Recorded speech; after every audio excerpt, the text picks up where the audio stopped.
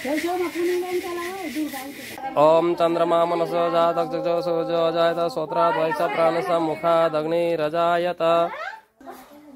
आउँदो 17 तारिक कटार बसार्ने र 18 तारिकको विवाह छ जागुन 6 माइल मिश्रको घरमा।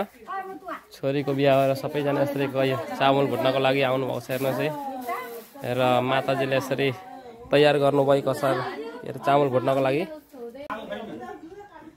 यसरी अग्नि प्रज्वलित गर्नु हुँदैछ दिदीहरूले।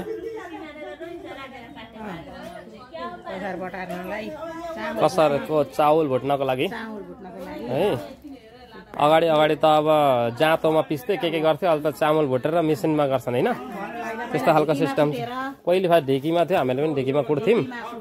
हो केमा कुट्थ्यो पहिले फास्ट? ढिकीमा कुट्नु पर्थ्यो अनि त्यहाँबाट अब पछि अब चामल पिठो भुट्नु पर्थ्यो। हजुर पिठो भुटेर अनि हामी कसार बटार्थ्यौँ। अहिले त हामीहरूलाई सुविस्ता छ। पहिले कल्ला जाँतोमा पनि गरेको देख्थ्यौँ भने, जाँतोमा पनि गर्थ्यौँ, ओखलीमा पनि गर्थे। ओखलीमा पनि गरिन्थ्यो। अब बदली हुँदै आएको छ, अहिले बदली हुँदै आएको छ। देख्नु नि पहिले ढिकीमा थियो, ढिकीबाट जाँतो आयो, जाँतोबाट के ओखली आयो। अहिले जाँदै जाँदै मेसिनमा सिधै अहिले सुविधा भएको छ र सबैजना यसरी चामल भुट्नको लागि आइसक्नु भएको छ। कोही चामल केलाउन, कोही चिउरा केलाउनलाई। तपाईँहरूलाई पनि आउँदो 17 तारिक 18 तारिक विवाहको निम्तो छ 6 माइल मिश्रको घरमा। यहाँ यो देख्नु हुँदैछ नि, यो के हो भन्नु त? यसको नाम के हो तपाईँलाई थाहा छ? यो बिहेमा चामल भुट्दाखेरि जुन योले भुट्छ नि, यसको नाम रहेछ कप्टेरो है। कप्टेरो। अब यो कप्टेरोमा कतिवटा हुनुपर्छ यस्तो सिङ्का हेर्नु त देख्नुभएको छ नि, 2टा मुठा छन्, कतिवटा हुन्छ। यहाँ माताजीलाई सोध्दा हामी, माताजी राधेश्याम माताजी यसलाई कप्टेरो भन्दो रहेछ नि त। यो बिहेमा यो के गर्ने नि हो? हजुर यसमा कतिवटा हुनुपर्छ माताजी? यसमा यो सिङ्का कतिवटा हुनुपर्छ? 18वटा हुनुपर्छ। 9 जोडी। 9 जोडी माने एउटामा 18वटा कि दोडामा 18वटा? यसमा 9वटा, यसमा 9वटा गर्दा 18वटा। माने यसमा 9वटा अनि अर्कोमा 9वटा नि, माने 2टामा 18वटा 18वटा। देख्नुभयो नि तपाईँले, सिक्नुपर्ने कुरा, जान्नुपर्ने कुरा है। यसमा 9वटा हुनुपर्छ अरे, यसमा 9वटा हुनुपर्छ, टोटल 18वटा हुनुपर्छ अरे है। र माताजी अनि यहाँको बिहे कहिले हो भनिदिनुहोस् नि? यहाँ माताजीको छोरीको बिहे है? यहाँ वैशाख 5 गते हो। हजुर इङ्ग्राजी चाहिँ 18 तारिक हो।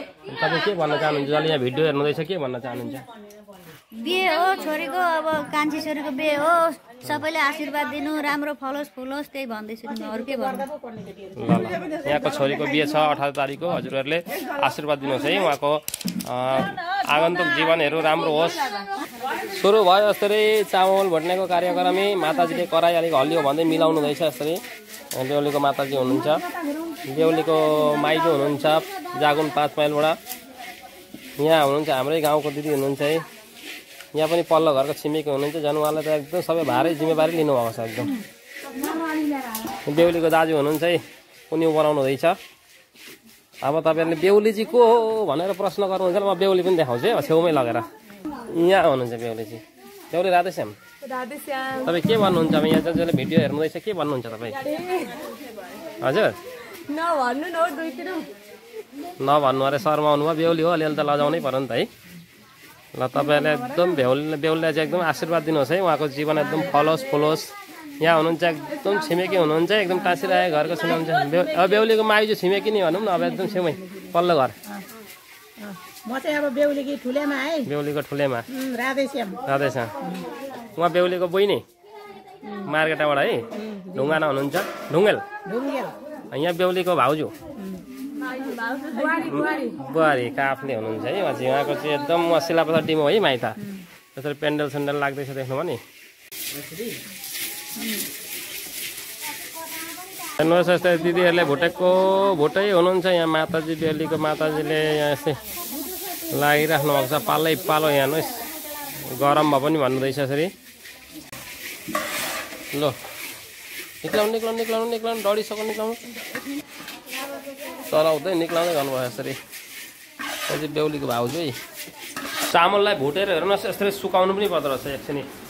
देख्नु नि, यहाँ चाहिँ त्यो तातो चाहिँ नहोस्, सेलाओस् फटाफट भनेर यसरी केहीमा फिजाएर सुकाउनु पर्दो रहेछ। देख्नु नि, हेर्नुहोस् सबैजना यसरी चामल केलाउन आउनुभएको छ। निकैजना हुन्छ हाम्रो 6 माइलका हाम्रा दिदी भाउजू काकी माइजूहरू साह्रै फुर्ती हुनुहुन्छ। हेर्नुहोस् कति मजाले चामल केलाउनु हुँदैछ है।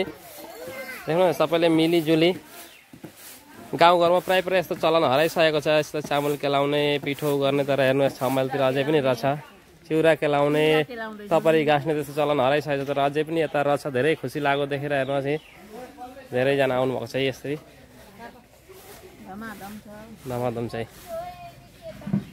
यहाँ बेहुलाको पिताजी पनि बसिराख्नु भएको छ है पिताजी राधेश्याम साह्रै राम्रो बिहे जस्तो लाग्दैछ नि आज चामल केलाएको देख्दा यसरी भन्यो न अब सबै अब आएका छन् दिदीबहिनीहरू चामल केलाउन भनेर लाग्न आएका छन् अब केलाइराखेका छन् गरिराखेका छन् होइन त्यस्तै चामल खाँदै ओर्दै भए पनि गरेका छन् अब के भन्नु है ठिकै छ ठिकै बिहे आउनु 2-4 दिन छ तर आजबाट लाग्दा बिहे जस्तो लागिहालेको छ बिहे जस्तो लाग्यो आजबाट बल्ल बिहे जस्तो लाग्यो हजुर हजुर हिजो अस्तिसम्म चाहिँ बेला आएको थिएन अब बिहे नेरो आइपुगेछ नेरो आइपुग्यो हजुर हेर्नुहोस् यसरी चामल भुट्ने भुटिराखेका छन् केलाउने केलाइराखेका छन् चिउरा चामल केलाउँदैछन् हजुर भोलि पर्सिबाट पसार भुटिन्छ पसार खाइन्छ यसरी धेरै रमाइलो भएको छ यहाँ बिहे लागे जस्तो भइहालेको छ बिहे त 17-18 को हो भए पनि अहिले एउटा बिहे जस्तो लाग्दैछ है राधे राधे सबैजनालाई